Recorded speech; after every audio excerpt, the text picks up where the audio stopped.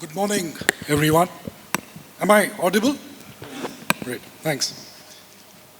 So it's a pleasure to be here today among some of the leading minds shaping India's retail landscape. We have retailers, entrepreneurs, and industry leaders who are redefining how customers in India access products, services, and experiences. Let me begin by thanking RAI for organizing the Bangalore Retail Summit and for their continued dedication to the industry. RAI's efforts have been integral in helping the retail community navigate an evolving and often unpredictable environment, all while embracing innovation at every step. Today, as my fellow speakers earlier in the day mentioned, India stands as a global retail powerhouse, and in 2024, we officially became the world's third largest retail market. Our e-commerce sector alone has scaled to approximately $60 billion in gross merchandise value, driven by the second largest online shopper base globally. In 24 also, over 270 million Indians shopped online, surpassing the United States to claim the second spot worldwide. Even more compelling is the pace of this digital adoption. Over 125 million first-time shoppers came online between 2021 and 2023, with an additional 80 million expected to join by 2025. And these are, staggering numbers when you compare it with, other global markets. This surge in retail and e-commerce has been enabled by remarkable digital transformation of India. With about 886 million internet users in 2024, India is expected to cross 900 million this year, making it the second largest internet market in the world. Of these users, over 55% are in the rural areas, which is where a lot of customers are. The rise of digital payments has further fueled the transformation, and in financial year 23-24, UPI transactions crossed 1.3 trillion rupees, reflecting how digital payments have evolved from a convenience into a daily habit for millions of people and customers across the country. Together, these digital advancements are reshaping how India lives, works, pays, and shops, unlocking unprecedented access, inclusion, and opportunity across the country. But perhaps the most exciting development is where this growth is happening. The next wave of customers is not coming solely from metros. It is rising from tier 2, tier 3 cities and smaller towns. In fact, this is a trend that has been visible in the last couple of years. And over 85% of Amazon's new customers today come from the non-metro areas. These are individuals eager to explore, engage, and shop online, many for the very first time. A little about what Amazon has done, so you'll have to bear with me. I don't want to sound immodest, but a few facts here. Over the years, we've had the privilege of being part of this huge retail transformation. And for the past 12 years, we've been in existence in India, at least the marketplace. Amazon has an older history when we came into Bangalore in 2004 to set up a software development center. But in the last 12 years, we have partnered with over 1.6 million sellers across India and partnering with them to launch, build, and scale their businesses. From a single fulfillment center and about 100 sellers, we now operate a network with over 43,000 million cubic feet of storage sortation centers across 19 states and the largest online selection in the country today. So far, we have digitized more than 6.2 million MSMEs, created over 1.4 million jobs, and enabled Indian exporters to surpass $13 billion in cumulative exports. Today, more than 150,000 exporters are selling over 400 million made-in-India products to global customers. Two of our programs, Local Shops on Amazon and I Have Space, are compelling examples of this transformation in India. And I'll just take a few minutes to explain this program to you. The Local Shops program has onboarded more than 350,000 neighborhood stores and offline retailers onto Amazon's digital marketplace, enabling them to serve customers both online and at their physical stores. These merchants offer everything from flowers and furniture to healthcare products and books, and operate out of 344 cities, including metros and smaller towns across the length and breadth of this country. In parallel, the I Have Space program transforms local stores into last-mile delivery hubs. These partners deliver packages within a 2 to 4 kilometer radius and serve as community pickup points without the need for additional investment. Active in over 65 cities today, each store typically delivers between 20 to 30 packages per day, generating additional income and becoming vital links in the digital supply chain.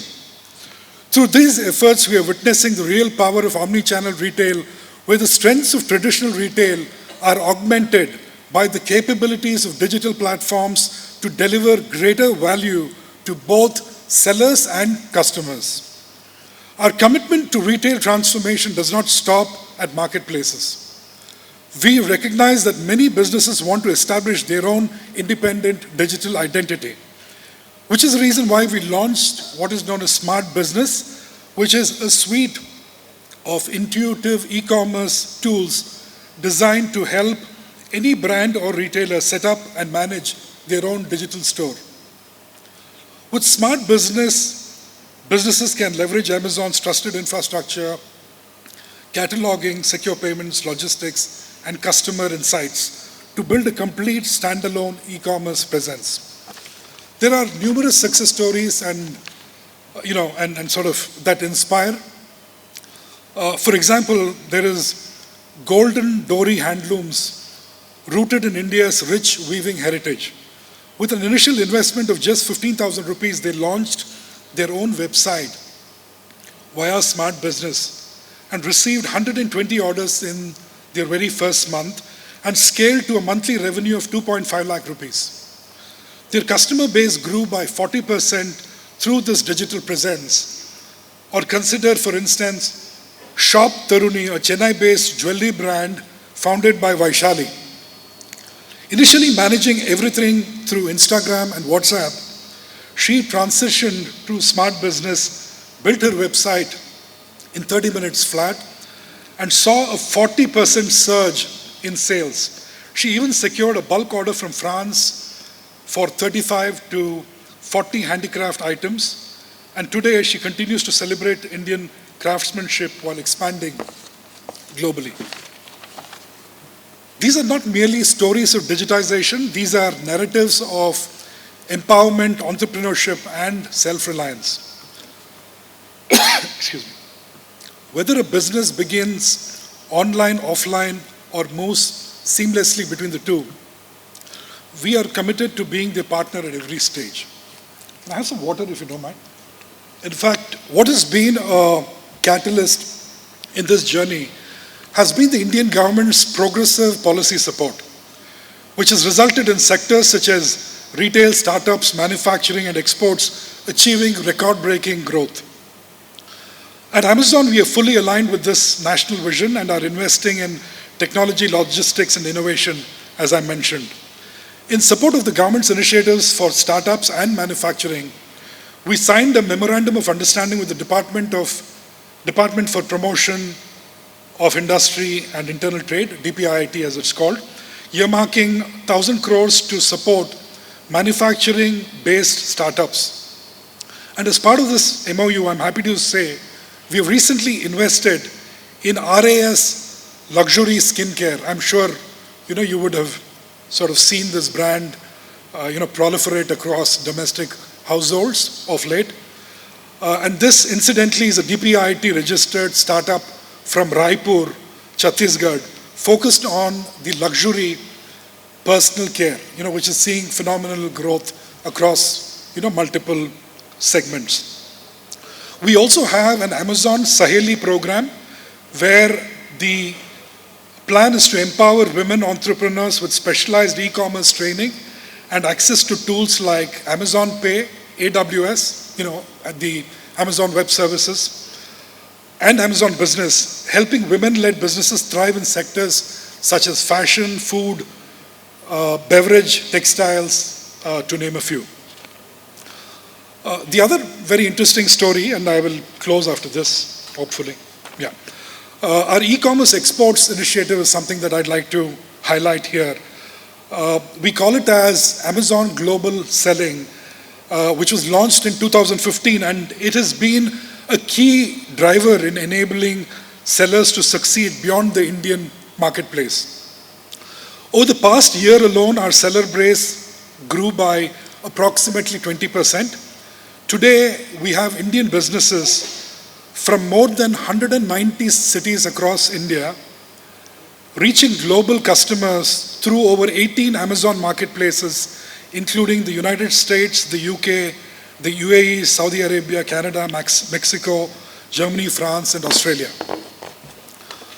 By the end of 2024, exports from India enabled by Amazon surpassed $13 billion, as I mentioned earlier. In alignment with this momentum, we have renewed our exports pledge, aiming to enable $80 billion, you heard that right, it's $80 billion in cumulative e-commerce exports by 2030, which is a fourfold increase over our previous target.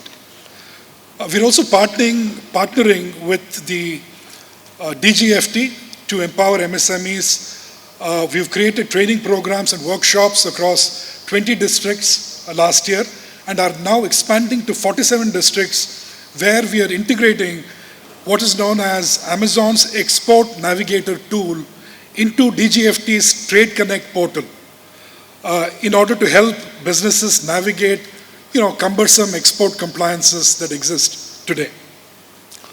Of the several success stories of Amazon Global Selling, we have what is known as Pashwrap, a Kashmiri brand selling Pashmina shawls today, with an average daily sale of about between $500 and $600. They reach customers in the US, Canada, Mexico, and Australia.